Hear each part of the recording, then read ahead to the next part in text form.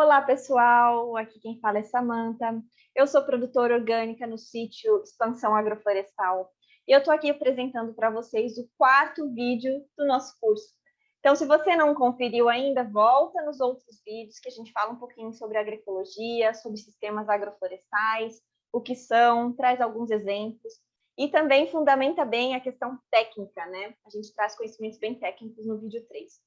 E o vídeo de hoje é uma questão um pouco mais prática, né? Então, a gente vai abordar assim, a perspectiva de um projeto de SAP. Então, se você quiser aprender, aguarda que a gente vai apresentar aqui para você. Eu vou compartilhar a tela para facilitar para mim e para você, tá? Só um instantinho. Aqui. Então, vamos ver visualização modo tela cheia. Deixa eu colocar minha pessoinha aqui e bora lá. Então, como eu falei para vocês, o vídeo de hoje é sobre um projeto. Como que a gente monta um projeto de sistema agroflorestal, né? Como que a gente pensa nas práticas, no planejamento, na implantação, tudo que a gente tem que considerar para fazer um bom projetinho. Então, aqui, um passo a passo, na linha do tempo, tá? Do que a gente precisa? A gente vai abordar cada item ao longo do vídeo, mas eu vou dar essa panorama geral para vocês. Então, a primeira coisa que a gente considera quando vai fazer um projeto é o contexto. A gente tem que compreender em que contexto nós estamos. Porque, como eu falei para vocês, nós internalizamos os princípios e em cada contexto a gente vai ter formas diferentes de fazer SAP. Então, é importante que a gente faça essa leitura da paisagem, do ambiente, e, ao mesmo tempo, que a gente faça a leitura da questão social, que a gente investigue as proposições das pessoas, quais são seus sonhos, quais são seus pontos fortes, quais são suas vulnerabilidades, que a partir disso, né, a gente vai afunilar para um objetivo. Então, é importante que esse projeto, que esse SAF, ele tenha um objetivo maior. Ele pode ser o objetivo de produzir muita coisa, de segurança e soberania alimentar, mas isso é um objetivo, certo? Então, a gente tem que ter muito claro aonde a gente quer chegar. Qual é a proposta do SAP? Porque isso vai definir, com toda certeza, as espécies, o arranjo, a complexidade e por aí vai. A gente vai ver mais na frente. Aí, definido o objetivo, a gente tem que materializar um croquis, um desenho, um arranjo espacial. É tudo sinônimo, gente. Então, a gente tem que fazer aquele desenho para entender, né, onde que a gente vai colocar as espécies. Onde que vão as espécies de trato alto, de ciclo curto, de ciclo longo, trato médio, baixo. Então, isso aí que a gente vai fazer, né, vai compor esse desenho. Definido o desenho, o objetivo, compreendido o contexto, a gente passa para o planejamento. O que a gente vai precisar para executar isso? Então, o planejamento da implantação, ele contempla, né? Contempla a caracterização das mudas, né? Quantas mudas, vai ser muda, vai ser semente, vai ser estaque, quanto que eu preciso, como que vai ser preparado esse solo, vai ser máquina, vai ser pessoas, vamos usar adubo, não vamos calcarear, não vamos, como é que vai ser a irrigação e por aí vai. Então, é fazer essa panorama antes de executar, né? Para ir para a parte prática, que é a implantação, certo? Então, a implantação é o dia do plantio. Aí, também, depois da implantação, não adianta só colocar na terra, gente. A gente tem que cuidar. É o manejo. Então, depois de plantar, a gente tem que tomar esse cuidado ao longo do ciclo de cada cultura. O manejo do sistema, o manejo de cada cultura, que são os tratos culturais, que a gente já falou um pouquinho no vídeo 3. Aí, depois, manejado, prontinho para colher, a gente colhe a planta no ponto certo e vende. E uma coisa que eu queria ressaltar, gente, que paralelo a tudo isso, simultâneo, a gente faz o controle financeiro. A gente controla tudo que a gente gasta, a gente controla tudo que a gente vende, tudo que entra. Porque a partir disso, né, a partir desses gastos, a gente consegue ter um custo do produto exato. Eu preciso saber se o que eu estou vendendo está me dando lucro, se eu estou tendo, ou se o que eu estou vendendo está só pagando as despesas, ou se o que eu estou vendendo não está pagando nada. Daí eu tenho que rever as minhas práticas. Se está no 0 a 0, eu tenho que pensar melhor, né? E se está no negativo, aí eu tenho que, com certeza, mudar a estratégia. Então, é muito importante que a gente se similarize com os números, principalmente nós, mulheres, né, que não somos ensinadas desde pequena a se arriscar, a mexer com números, né, a falar de produtividade. Então, é muito importante que a gente se empodere desse processo. Mas vamos lá, então, no passo a passo, né, no nosso planejamento. O que a gente precisa para um projeto de SAP? A primeira coisa, como eu falei para vocês, é a leitura da paisagem. Então, se eu vou trabalhar com agricultores ou com pessoas que querem investir no SAP, ou se eu vou trabalhar comigo mesmo, é importante que eu entenda esse contexto social. Quais são meus sonhos? Quais são os sonhos dessas pessoas? Quais são os seus desejos? Quais são os seus pontos fortes, suas vulnerabilidades? Tudo isso, né? Quais são os seus conhecimentos? O que a gente pode aproveitar? Fazer essa caracterização toda, né, dessa questão social, da produção, da propriedade, para daí nós irmos para a questão ambiental, né? Fazer a leitura da paisagem.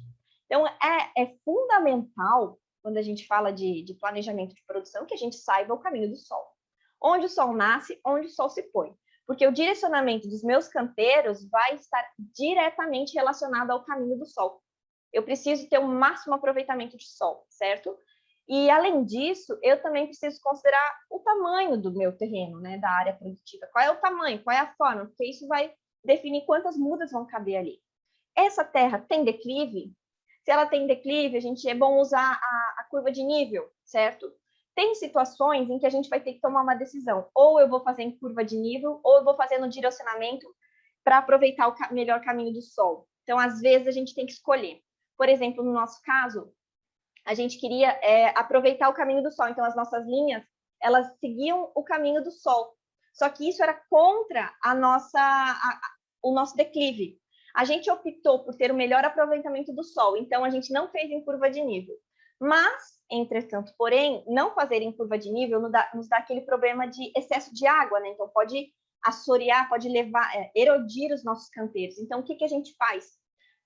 Sabendo que a gente vai ter esse problema, a gente usou a estratégia de muita matéria orgânica e muitas raízes de árvores, inclusive, para dar uma segurada. Então, essa foi a estratégia, porque a gente queria as linhas na direção do sol. Também é importante a gente considerar, quando a gente vai fazer um sistema de irrigação, quão distante está esse ponto de água, né? Como que ele está, como que ele é, quais estratégias que eu vou ter que adotar para usar esse ponto de água. Se você vai trabalhar sem irrigação, só com a chuva, é importante você fazer o seu planejamento para plantar na época da chuva, né? Não vai plantar numa época de seca se você não vai molhar, tá bom? Tem esse ponto também. E a distância da casa é importante. É importante por quê? Por exemplo, eu vou trabalhar com um sistema de madeira e um sistema de horta. Qual que eu vou deixar mais perto da minha casa? A horta, porque eu vou estar sempre indo ali todo dia. A madeira, os manejos são pontuais. Então, quanto mais manejo, mais dificuldade, tem que estar mais pertinho. Por isso que a gente considera também a distância da casa, tá bom? Então, feita essa leitura, compreendido esse contexto social, esse contexto ambiental, a gente parte para o segundo ponto, que é a definição do objetivo do projeto. Qual é o objetivo do SAF? Eu quero um SAF para segurança e soberania alimentar. Eu quero um SAF para produção de madeira. Eu quero um SAF para restaurar. No nosso caso, eu quero um SAF com foco em produção de frutas ciclo curto. Foco em maracujá, mamão e banana. Desculpa, gente. Então, o objetivo, ele vai depender de muitos fatores. Então, o que eu quero plantar? É o primeiro fator. O que eu quero plantar? Qual é o meu sonho? Aí eu tenho que corroborar, né? O que eu quero plantar, ele pode ser plantado no contexto que eu estou, ele pode ser plantado na época que eu estou, aí eu começo a alinhar esse objetivo, né? É viável fazer isso? Tá, o que eu quero plantar? Então, para quem que eu vou vender? Isso é importante já considerar no objetivo. Como que eu vou vender? Porque, veja bem, se o meu objetivo é venda para consumidor direto, eu e mais o consumidor, nós dois, sem atravessador. Se é isso, eu preciso ter frequência e diversidade. Porque o cliente, ele quer comprar tudo de uma vez só, ter todos os alimentos na casa dele. Então, eu preciso de diversidade. Isso vai influenciar na hora de eu fazer o meu saco, o meu croquis, as espécies que eu vou escolher. Não, mas eu quero vender para quem revende, como é o nosso caso. Então, eu preciso de frequência também, né? Mas eu preciso de quantidade de uma coisa. Então, a gente aqui trabalha com a colheita em safras e em uma quantidade maior de menos diversidade. Então, você entende? O objetivo, ele influencia nisso também. Mas coisas que também a gente tem que considerar que são muito, muito importantes é a questão da mão de obra. Gente, hoje, o nosso cenário é o seguinte, não temos tantas tecnologias, tantas máquinas, ferramentas adaptadas para o SAP. Ainda está sendo desenvolvido e construído. O Ernest está bem avançado nesse ponto. Mas hoje a gente não tem a tecnologia como a agricultura convencional tem. Então, a gente se apropria dessa tecnologia, usa o que dá, adapta da forma que dá, né? Esse é o ponto. Então, nós vamos ter tecnologia disponível para plantar? Não, nós vamos precisar só de ter mão de obra. Então, quanto de mão de obra a gente tem? Porque, assim, o SAP, ele demanda, dependendo o desenho, né, a complexidade, ele demanda muito trabalho. Então, quantas pessoas estão disponíveis para trabalhar nessa área? Você tem que considerar isso também.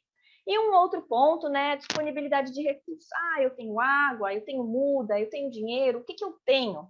Isso tudo tem que ser considerado na hora de definir o objetivo, tá bom? Aí, por fim, então, eu fiz a leitura do contexto, eu defini meu objetivo, agora eu vou desenhar, vou fazer o desenho. Como que eu vou compor esse desenho?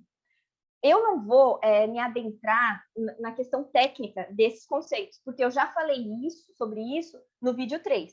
Então, se você quer aprender sobre extrato, sucessão, adensamento de plantas, todas essas questões mais técnicas, volta no vídeo 3, no vídeo do módulo 3, são 2 vídeos, inclusive, o módulo 3, que lá eu falo bastante a respeito disso. Aqui, eu só estou trazendo o que a gente precisa considerar na hora de fazer o desenho. Então, o desenho é o arranjo das espécies. E esse arranjo das espécies que eu faço, que eu componho, ele toma como base o extrato, o tempo de vida de cada planta, quanto que ela, o tempo produtivo de vida, o extrato, que o extrato é a necessidade de luz. Então, para 6 meses, quem que eu vou colher? No extrato médio, no extrato emergente, no extrato alto? Ou em 6 meses, quem é a minha biomassa no médio? Entendeu? Então, você vai escolhendo, você vai compondo. E a largura e o comprimento, eles definem o número de plantas, o adensamento que eu vou precisar. Porque, por exemplo, eu tenho o meu canteiro de 50 metros.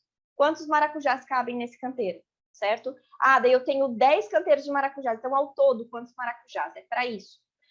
No vídeo 3, eu também trago alguns exemplos de materiais que a gente pode estar consultando para saber sobre o espaçamento de cada planta, tá bom? Então, volta lá, se você quiser aprender um pouquinho mais. Então, definido o croquis, o arranjo espacial das espécies, eu posso ir para o planejamento, né? A parte que eu vou levantar tudo aquilo que eu preciso para pôr em prática o meu projeto, o meu SAP. Então, nesse planejamento, eu considero alguns pontos, assim, eu trouxe alguns, gente, que foram os que a gente usou basicamente no nosso SAP, tá? Então, a primeira coisa que é importante, não é uma regra, mas se você puder, é interessante fazer análise do solo. Porque, assim, com a análise, você sabe qual é o estado que o seu solo está. Às vezes, o seu solo nem precisa de calcário, e você está colocando, entendeu? Ou, às vezes, ele nem precisa de adubo. Então, é importante a gente caracterizar, né? Isso faz parte da leitura da paisagem. Mas digamos que o seu solo esteja ácido. Você tem a opção de colocar calcário. Vamos supor que o seu solo, nas camadas mais profundas, tem uma grande quantidade de alumínio. Você pode usar o gesso. Você não é obrigado. Você pode também corrigir com matéria orgânica, com podas ao longo do tempo. Então, um sistema que vai ficando complexo, caminhando para um sistema de abundância, ele mesmo vai se corrigindo. Só que, assim, quando a gente causa um distúrbio desse, né? Vai lá para plantar, passa máquina e tudo mais, e a gente quer produtividade mais rápida, a gente quer ter uma produção mais rápida, a gente pode usar isso, sim, tá? Para acelerar. A regra, né? A regra não é uma regra, mas a ideia que eu gostaria que vocês refletissem é o seguinte: eu não posso ficar dependendo de um insumo externo minha vida inteira.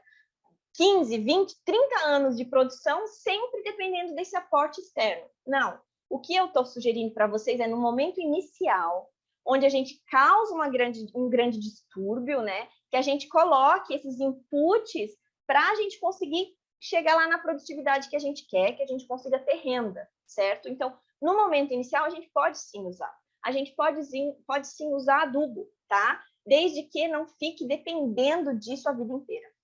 Então, a análise do solo, a correção do solo é importante. A adubação, eu vou precisar adubar? Não sei, fica a seu critério. Mas é interessante se você quer caminhar para um sistema de abundância mais rápido, tá? Digamos assim, no momento inicial. Você pode adubar. Você pode usar esterco de galinha, você pode usar esterco de vaca, você pode usar pó de rocha, você escolhe. Mas os estercos, é muito importante que eles estejam curtidos, gente. Não vão colocar esterco verde lá, cru, né? Pegou da vaca e colocou. Isso mata as plantas, isso não é legal, tá? Então, a adubação também é um ponto a se considerar. Quanto de adubo, que tipo de adubo eu vou colocar?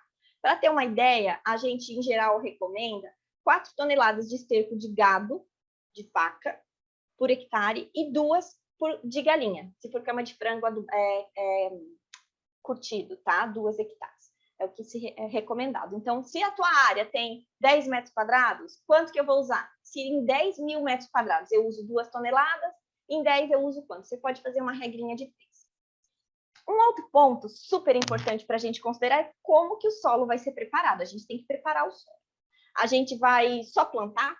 A gente vai abrir com uma chibanca, uma enxada? A gente vai passar um tratorito? Ou a gente vai passar uma grade com um trator, um arado? O que, que a gente vai fazer? É uma escolha.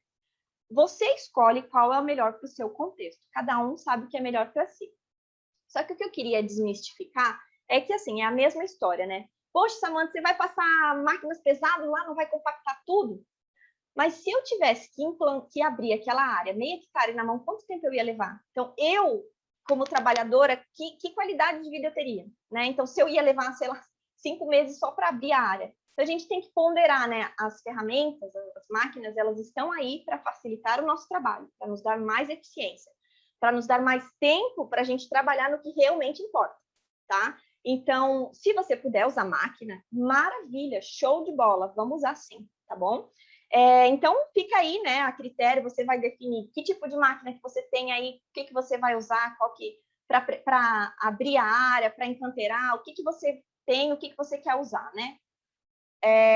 Aí, o próximo ponto que eu consideraria é as mudas, sementes, estacas. Então, o que eu vou precisar? Quantas mudas de maracujá eu vou precisar? Quantas mudas de alface? Quantas sementes de rabanete? Então, eu tenho que definir para ir atrás, para na hora do plantio, eu estar com tudo ali, tá bom? A irrigação também, se você vai trabalhar com irrigação, é imprescindível que o sistema esteja pronto, montado antes de plantar. Senão, você vai perder planta por conta da falta de água. Fato, experiência própria. Então, identifica a sua área, define como vão ser seus canteiros, né? Qual vai ser o tamanho, como vai ser, setoriza e faz a irrigação setorizada, tá? Divide. Minha irrigação molha, esse registro molha 10 canteiros, esse registro molha 5 canteiros. E você setoriza para você ter mais pressão e conseguir irrigar tudo. Mas, enfim, cada sistema ele vai estar condicionado ao seu contexto, ao que você tem de recurso, ao que você tem de água, enfim, né? Não existe um modelinho sobre a irrigação. Existem algumas possibilidades. Mas o que eu deixo de dica é a irrigação tem que ser planejada antes também. E a mão de obra, gente? Vai ter máquina? Não, vão ser pessoas. Então, para fazer o que eu quero fazer, eu vou ter que ter pessoas. Eu vou fazer um mutirão, eu vou contratar, é uma escolha sua. Só que você vai ter que ter pessoas ali na hora de fazer a implantação, tá bom? Então, agora aqui vamos falar um pouquinho da implantação de fato e eu vou trazer algumas fotos sobre a nossa implantação aqui no sítio. Então, para a implantação dar certo, você pode ou não corrigir o solo, é uma opção sua. Se você não corrigir o solo com calcário, você tem que adotar algumas práticas, como muita matéria orgânica, para você conseguir diminuir a acidez ao longo do tempo e vai ter que escolher espécies que se adaptem a um ambiente de acidez para elas criarem condições para outras virem, entendeu? Então, é um processo natural que é super legal, só que ele demora um pouquinho mais. E tudo bem. Agora, aqui eu estou trazendo um exemplo onde a gente vai corrigir o solo com calcário. No nosso caso, a gente fez 3 tipos de análise, né, em camadas, assim, a gente fez a de cima, a do meio e até 30 a 40. Então, a gente viu que nessa camada mais profunda, nós tínhamos uma quantidade de alumínio muito alta. Então, a camada de cima, a acidez estava ok. Estava assim, tinha que corrigir só um pouquinho, era pouca coisa. Eu nem lembro agora de cabeça quanto de calcário a gente teve que colocar. Mas a gente precisou colocar mais, foi gesso, tá? Então, o gesso a gente colocou, segundo as recomendações, por conta do alumínio na camada de baixo. Então, a gente arou, aplicou o calcário e o gesso, arou de novo, passou a grade niveladora e depois encanteirou. Entendeu? Então, a gente arou, passou o calcário, deixou ele agir, arou de novo. Por quê? Porque quando as plântulas estavam emergindo, era tudo capim. Então, a gente gradeou não, arou. Aí, matou essas plantas. 20 dias depois, essas plantas estavam crescendo de novo, emergindo. Então, a gente foi lá e gradeou de novo. Gradeou não, desculpa, arou de novo. Para depois gradear e depois encanteirar, tá? Então, esse foi o processo. A gente deixou tudo pronto para a hora de plantar. Mas como eu falei para vocês, nossa, Samanta, mas não vai super compactar? A gente fez isso uma vez, o nosso SAF ele vai caminhar com a sucessão, a gente não vai ficar passando máquinas de novo, então esse serviço deu muita eficiência para o nosso trabalho, tá? Então a gente vai conversar um pouquinho sobre o tempo que a gente levou para implantar, mas isso aí facilitou muito, porque senão, se a gente tivesse que fazer na mão, nem sei como seria, tá? Então a gente corrigiu o solo, aí depois corrigiu, encanteirou, começou a adubar. A gente adubou, usou esterco de galinha, 2 toneladas por hectare, fez a proporção por tamanho de cada canteiro. Depois de adubado, a gente montou a irrigação, deixa a irrigação pronta, levantou as estruturas que precisava, porque no nosso caso a gente trabalharia com maracujá, então deixou a estrutura pronta para depois plantar. Então é importante que o solo esteja corrigido, preparado, adubado, se quiser, com irrigação montada, estrutura pronta, para daí plantar. E a hora que você for plantar, você tem uma sugestão, plante primeiro as mudas grandes, faça os buracos. Fez, fechou, tudo certo, comece com as mudas menores e depois vá para as sementes, tá? Porque imagine só você plantar o seu alface, plantou tudo de alface. Aí depois você lembrou, agora eu tenho que plantar as mudas de árvore. Imagina o estrago, imagina a perda de tempo. Então, a gente tem que ser eficiente a todo instante, pensar bem antes de fazer, tá? Então, por isso que o planejamento é tão importante. Aí, agora aqui umas fotos da implantação do nosso talhão 2. Assim, gente, a gente tem meio hectare de SAF hoje plantado. O talhão 1 foi implantado em dezembro, ele tem 0,25 hectares. E o talhão 2 foi plantado em julho. Então, todos os aprendizados que a gente teve no talhão 1, todas as dificuldades, né, a gente tomou como aprendizado para corrigir no talhão 2. Então, a gente preparou da mesma forma, passou o arado, calcareou, gessou, passou o arado de novo, aí veio a grade para deixar tudo niveladinho e depois a encanteiradeira, tá? Então, essas são as imagens do processo que a gente fez. Aí, o que a gente aprendeu? A gente aprendeu que a gente tem que botar adubo, né? Que a gente queria garantir produtividade, então o nosso solo não estava muito forte, então a gente precisou usar adubo. Então, aqui é a imagem do pessoal espalhando o adubo. E a estrutura tem que estar pronta, tem que estar tudo pronto, a irrigação tem que estar pronta. Isso é fato. Por quê, gente? No talhão 1, que a gente tem 0,25 hectares, a gente não conseguiu, a gente planejou, mas não conseguiu ter a sincronia nas atividades. Nossas mudas estavam todas aqui para serem plantadas, mas a área não estava aberta. A gente não conseguiu a máquina para abrir, porque isso era com a prefeitura, estava dependendo da prefeitura, então o que aconteceu? Estava tudo pronto, só a área não estava aberta. Então, quando a área foi aberta, a gente começou a plantar. Se atracou a plantar tudo. Plantamos, mas a gente não tinha irrigação e não tinha estrutura. Ou seja, a gente perdeu muita muda porque não tinha água. E a gente perdeu as pontas, as apicais dos nossos maracujás, porque ele não estava tutorado, então ele tombou. Essa tombadinha aqui, ó, que fica encostando no solo, mata a apical do maracujá. Então a gente perdeu aí também. Então, no talhão 2, isso já não aconteceu. Aí a gente não teve perda, porque a irrigação estava pronta, a estrutura toda, a espaldeira estava prontinha. Era só plantar e subir para cima o maracujá.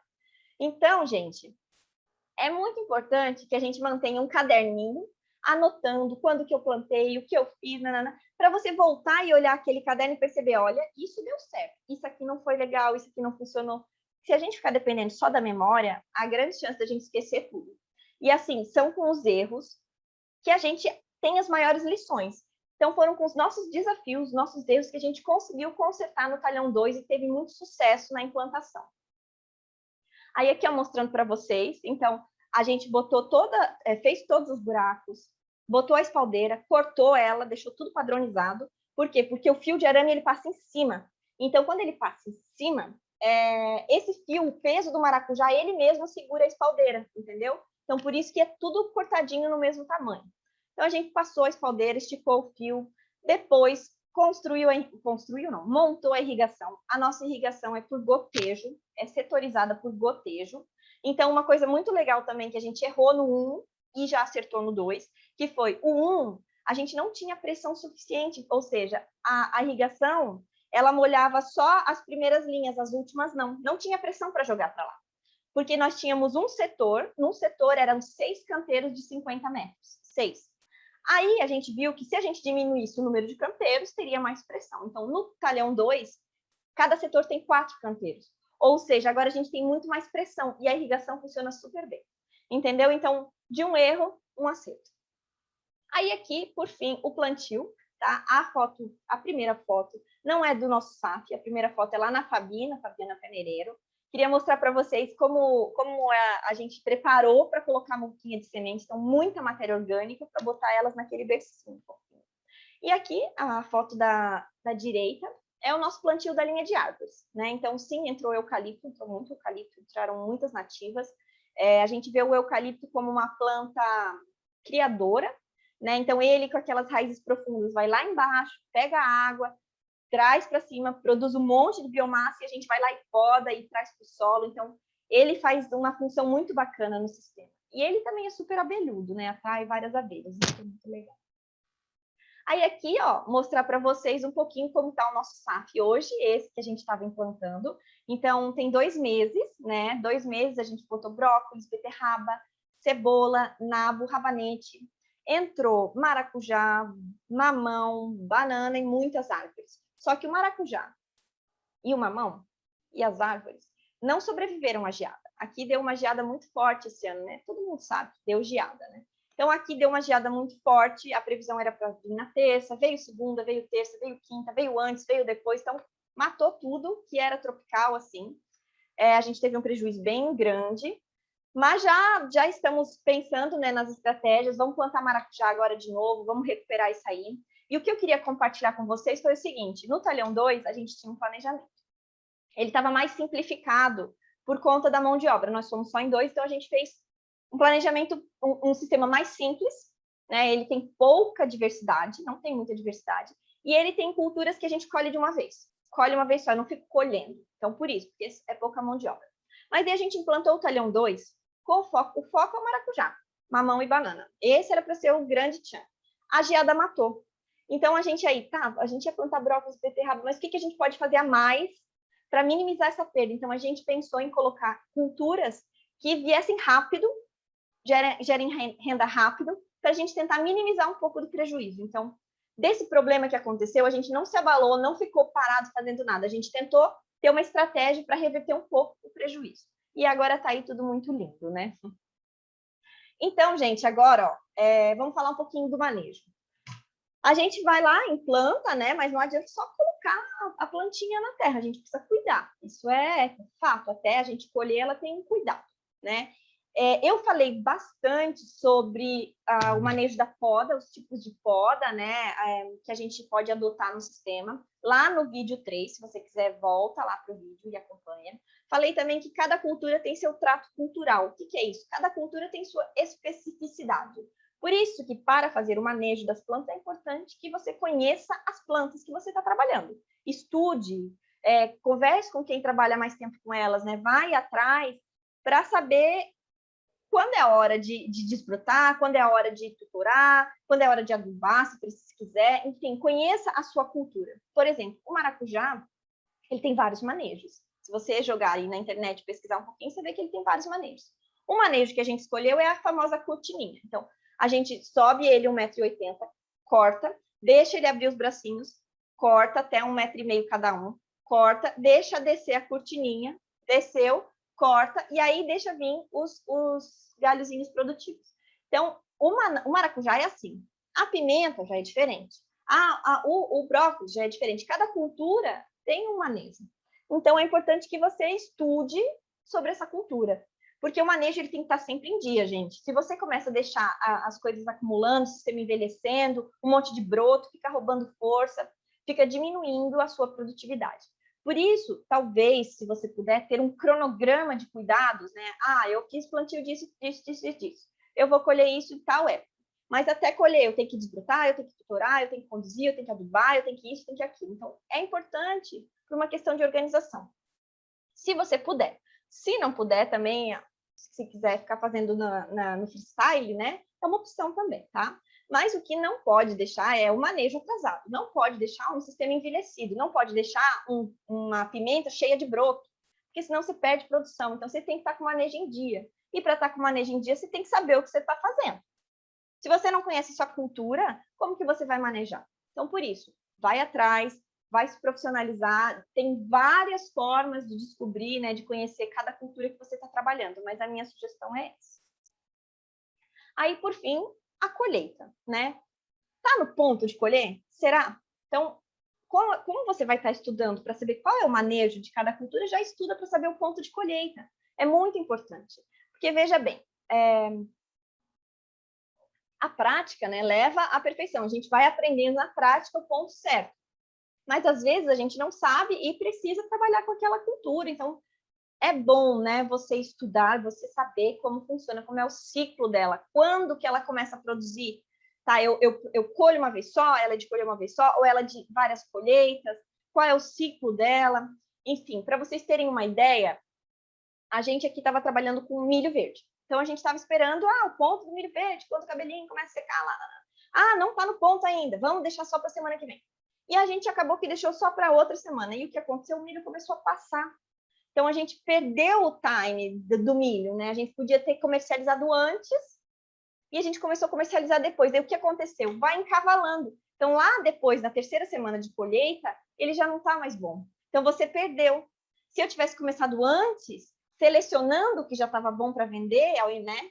Eu não teria perdido aquela lá na frente. Então, o ponto certo é muito legal você saber. Se você começa a vender coisa passada, o povo não vai gostar, não vai querer comprar de novo de você. Então, é isso, né? E você tem que lembrar que a cultura, ela tem um período, ó. Por exemplo, o milho, eu tiro ele. O milho, eu tiro ele e entrego, né? Mas ele tá lá, ele começou a passar, eu não posso mais deixar ele lá, eu tenho que tirar, porque senão vai ficar seco. A beterraba já é diferente. A beterraba eu consigo deixar ela lá, ela e a cenoura, no canteiro por um longo tempo. Assim, eu consigo deixar um mês, se duvidar, ela no canteiro, que ela não vai estragar. Entendeu? Então, ela eu posso ir colhendo aos poucos. Tem outras que eu tenho que colher e vender. Então, a gente tem que pegar essas manhas aí que a prática nos dá, né? Mas se a prática a gente está desenvolvendo, então a gente tem que estudar, tá bom? Aí aqui algumas fotos, ó, das nossas colheitas desse talhão, já desse talhão 2, que foi implantado em junho. A cebolinha da cebola e o rabanete, olha que bonito. Aí, gente, a venda, um dos maiores gargalos dos agricultores, das agricultoras. Porque a gente planta, a gente é bom em plantar. Mas a gente tem que ser bom em vender também, a gente tem que ser bom em planejar, a gente tem que ser bom em números, a gente tem que ser bom em muita coisa. E a venda é o que vai garantir a renda, vai garantir que aquilo que você colocou lá vai te dar algum retorno, além de comida, além de recuperação de solos. Agora a gente está falando do dinheirinho, né, que é o que a gente precisa também. Então, a venda, ela pode ser de várias formas. E é importante que essa venda já esteja definida lá no seu objetivo. Lembra que a gente falou sobre isso? Eu vou vender para cliente final ou eu vou vender para atacado? Porque se eu vendo para cliente final, eu tenho que ter frequência e diversidade. Eu tenho que ter diversidade. O meu cliente vai comprar uma alface, mas se eu já tiver uma batata, se eu já tiver uma cenoura, se eu já tiver um rabanete, uma beterraba, ele já leva tudo. Então, é importante ter a diversidade, certo? Eu posso vender para grupos de consumo responsável, para CSA, eu posso ir na feira, eu posso criar estratégias, né? Eu posso fazer um grupo, enviar toda semana a lista dos pedidos. Eu posso fazer um grupo onde toda semana a minha cesta fechada é essa. Quer? Entendeu? Então, isso tem estratégias. Já para o atacado, quando a gente trabalha com quem revende, a gente tem que ter uma escala maior do mesmo produto. Então, eu não tenho tanta diversidade, eu tenho mais quantidade para conseguir ter um preço melhor para vender para ele que precisa de quantidade para revender. Então, a estratégia muda. Se eu preciso de diversidade, o meu SAF vai ter que ser mais diverso. Se eu preciso de quantidade, o meu SAF vai ter que ser menos diverso, com mais quantidade de uma mesma cultura. Entendeu? Então, isso tem que estar alinhadinho no objetivo. E quando a gente trabalha com venda, gente, a gente tem que botar na ponta do lápis. Quanto que eu estou gastando para colher, para botar na embalagem, para levar? Tem uma pessoa que leva, então quanto que é o entregador? Isso tudo, né? Isso tudo e a mão de obra envolvida nesse processo também. Porque não é só produzir, a gente tem que vender, a gente tem que colher e vender, certo? Então, a venda, o objetivo da venda, como vai ser feita, é importante já estar pensada lá na frente. Você não vai colher e pensar, e agora eu vou vender para quem? Não, tem que estar com o negócio vendido antes de colher, né? Porque senão é perda, prejuízo com toda certeza. Aí aqui, ó, algumas formas de vender para os clientes, né? Então, você vai querer levar na caixa, do atacado, que nem a gente, ou você vai botar na porçãozinha para o cliente, tá? Cada um tem uma forma. Só que o que é legal é você acordar entre o seu fornecedor, o seu cliente, como ele quer receber. Ah, eu quero receber em maço, Samanta. Então, eu quero receber em maço de 500 gramas. Então, toda semana você vai mandar maço de 500 gramas. Você não vai mandar uma semana 500 gramas, na outra semana 200. Veja bem, eu trabalho com um restaurante. Eu preciso de 2 quilos de mandioca. Então, eu sei que o Joseval trabalha com a venda de quilo. Então, eu peço para ele, eu quero aquela proporção de quilo que você me manda sempre. Só que daí o Joseval esqueceu do padrão e daí, nessa semana, ele mandou 600 gramas em uma e 650 em outra. E aí, a minha receita, que dependia dos 2 quilos, foi comprometida. Daí eu vou pensar, putz, Josival não tem padrão. Não vou mais pegar do Josival, porque uma hora eu posso contar com ele, outra hora eu não posso. Então, já não quero trabalhar com ele. Por isso, o padrão. O teu maço de coentro tem que ter 250 gramas. Então, toda vez vai ter que ter 250 gramas, porque é isso que você combinou com o seu cliente. Entendeu? Então, defina o seu padrão. Cada um vai definir o seu padrão com os seus clientes, tá? Como vai ser? Indiferente, mas é bom que tenha um padrão, tá? E por fim, mas não menos importante, os números. O controle financeiro é muito importante. Eu preciso saber se eu estou trabalhando de graça, se eu estou trabalhando e eu estou ganhando nada, né? Ou se eu estou trabalhando e tendo lucro, se eu estou trabalhando e tendo uma reserva para investir no próximo ano, se eu estou trabalhando e eu tenho um dinheirinho para dividir entre quem trabalhou, além da mão de obra, né? Então, a gente tem que, sim, se familiarizar com os números, fazer esses controles, porque a partir desses controles a gente melhora nas próximas. É por isso que a gente monitora, é por isso que a gente controla, para sempre estar melhorando. Então, não adianta só controlar, eu preciso analisar aquilo ali, para depois tentar melhorar. Então, quanto que eu gastei? Quanto que eu gastei de adubo? Quanto que eu gastei de calcário? Quanto que eu gastei com a hora máquina? Quanto que eu gastei com pessoas trabalhando lá? Né? Desde o plantio, a colheita, a venda, quanto que eu estou gastando? E quanto que está entrando? Quanto que eu gastei para fazer um canteiro de coentro? Eu gastei tanto. E quanto que eu ganhei vendendo coentro? Foi tanto. Aí, a partir disso, desses gastos, eu posso fazer o custo do meu produto. Por exemplo, eu vi que fazendo todos esses cálculos, o meu coentro custa R$1, mas eu vendo a R$2,50. Então, eu estou cobrindo o meu custo e o meu custo está a minha mão de obra. Então, é importante a gente colocar o nosso trabalho. Eu estou lá tirando tiririca, eu estou lá plantando. Então, quanto que é, né? Por exemplo, uma diária vale R$100. Então, se eu fiquei o dia inteiro trabalhando num canteiro de coentro, custou R$100 a mão de obra, mais as mudas, mais o insumo, mais isso, mais aquilo. Ao longo do tempo, quanto dá? E aí você fraciona isso para a porção de coentro, que é o custo do seu produto. Se o meu custo é R$1 e eu estou vendendo a R$2,50, então R$1 eu estou pagando os custos, estou pagando a mão de obra e eu ainda tenho R$1,50 de lucro. R$1,50 para gerar um caixinha, R$1,50 para investir ano que vem, R$1,50 para dividir entre os donos. Enfim, o lucro também é importante. Se eu ficar no 0 a 0, eu estou gastando tanto e eu estou ganhando a mesma coisa, eu vou ter que sempre botar dinheiro de fora. Mas esse dinheiro vai sair da onde? Daí da minha mão de obra que trabalhei. Então, não pode, você tem que ter sempre uma reserva. Por isso, a margem de lucro, tá? Mas isso é um assunto, assim, mais complexo, tá?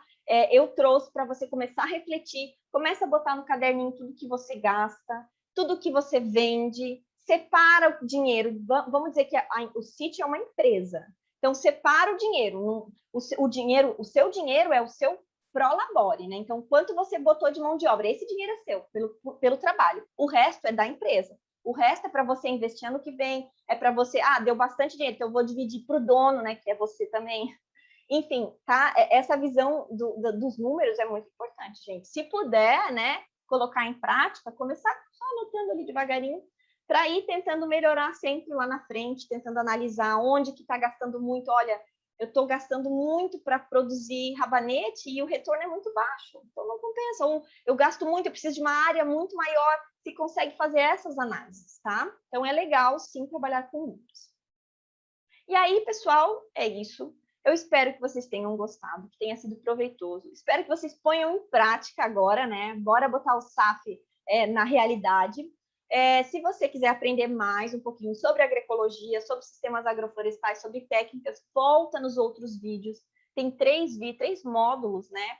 Que eu trouxe algumas coisas, tudo gratuito, tudo disponível para você. E se você quiser aprender na prática, assim, né?